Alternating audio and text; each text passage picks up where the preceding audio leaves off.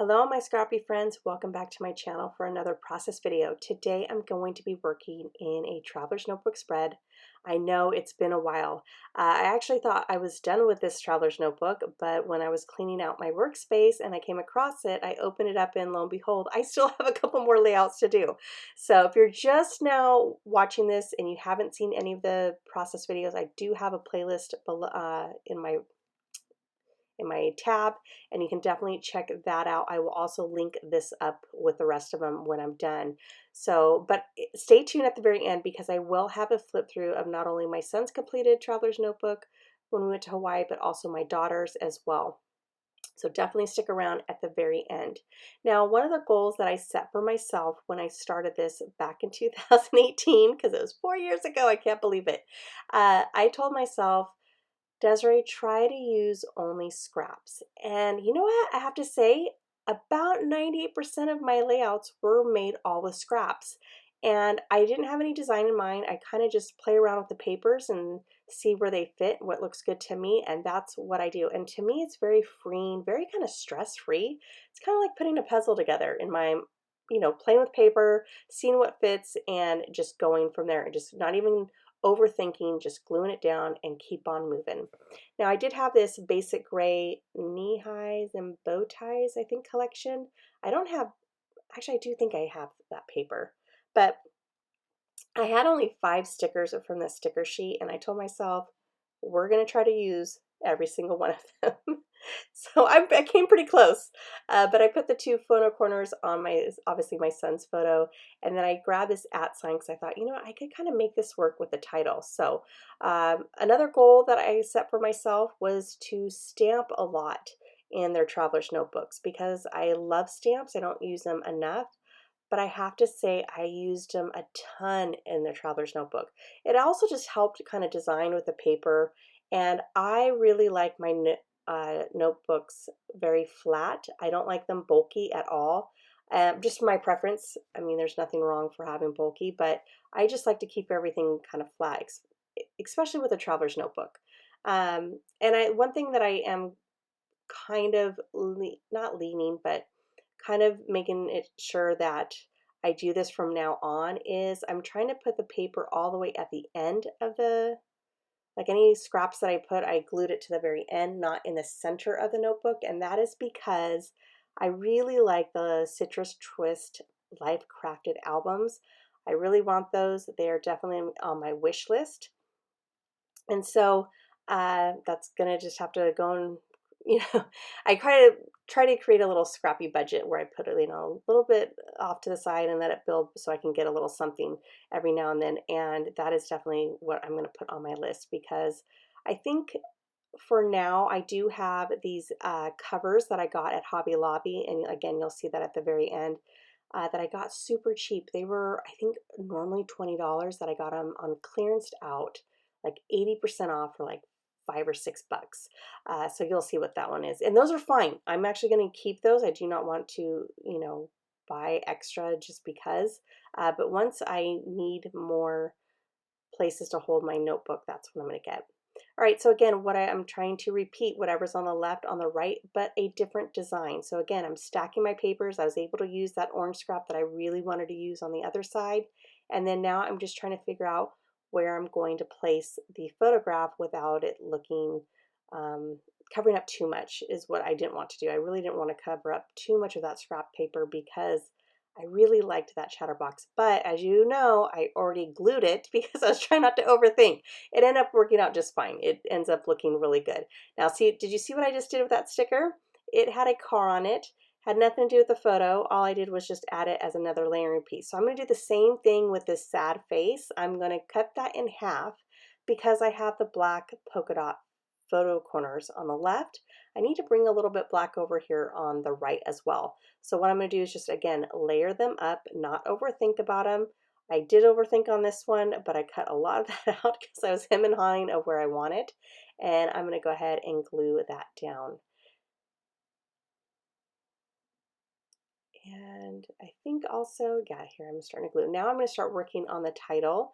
So you see where I have my Studio Calico stamps. All the stamps that you see today are from Studio Calico. They are different sets. I am not sure if they still sell them. To be honest with you, everything that you saw, that minus that one big one that was on my left just a couple of seconds ago, those I believe all came from kits, including this one right here that is a font. That came from a Documenters kit, but the big one where it had the diamond stamps, those you could actually purchase, like that big stamp set, separately. All right, so now I'm just, again, adding more stamps. I thought I was going to journal on this, but I already kind of journaled about this story when we went to the Hindu monastery. And so I'm just going to leave that as is, and just, this was epic. That says it enough for us.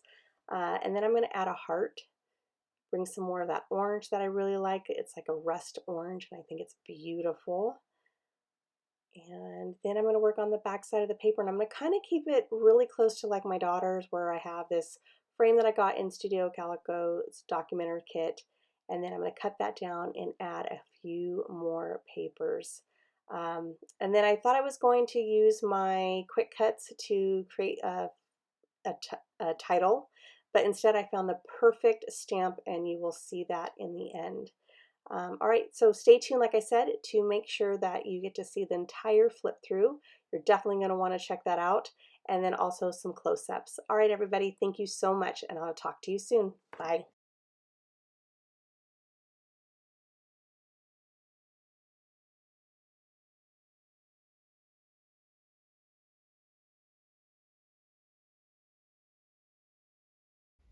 All right, so I'm going to go ahead and do a flip through. I won't spend too much time on them because I do have process videos for every single one of these, that I do have a playlist. So let's go ahead and get started. All right, so here's my son album. My daughter's right here. I'm going to show you both of them because they are different. And my goal was to use up as much scraps as I could. And honestly, I didn't even make a dent. And then I also wanted to include lots of stamping in my art, or not my art journal, my traveler's notebook, because I wanted to keep everything very flat. As you can tell, it's not a very, it doesn't have a lot of dimension or anything like that. So lots of scraps. This is paper from when I very first started scrapbooking, and used up 6x6 paper pads as much as I could as well, along with my scraps, to kind of incorporate just using up a lot of my 6x6 paper pads, but just to kind of give me also more variety if I didn't have certain colors that I needed. Included some 3x4 Project Life cards, which is really a good idea too, to use up some of the Project Life cards that you may have, especially ones with rounded corners, because it really doesn't matter once it's in the traveler's notebook. This is the L Studio Cameron collection, and I have nothing left except for these tags. I made sure I used those up as well, so that was the one collection that I pretty much, or that I did use everything up entirely. All right, again, like I said, more stamping. Now, I didn't realize this, obviously, when I was doing this page, but it did come through. It doesn't matter to me, though. I kind of got over that, where it needed to be perfect, because this is Traveler's Notebook. I like the whole definitely handmade feel of this. And this is where I used a Studio Calico stamp set to do the background. And in my video, actually, for this process video, I talk about and show you how to use up different ways with washi tape. And I used, just put it on paper, and I used my die cuts to create other embellishments. This is also a very old paper from when I first started scrapbooking, and I thought it was perfect. I did add this stamp, though, to it. And then the reason why we're going to Kauai was my husband's first time, and the kids ever going to Hawaii ever. It was my second time. I gone to Oahu a couple times when I was 20, and but my sister lives there, and her fiance at the time, but they were getting married, and we're hoping, fingers crossed, we can make another trip out there. They usually come out here every year, and she has a brother-in-law who is a flight attendant, so she gets tickets, discounted tickets, so it's just easier for them to come here. And this was a stamp that I used. Oh my gosh, this is from Chamel's earlier videos from when she first started YouTubing. And I had to have this when I searched for it, and I found it on eBay.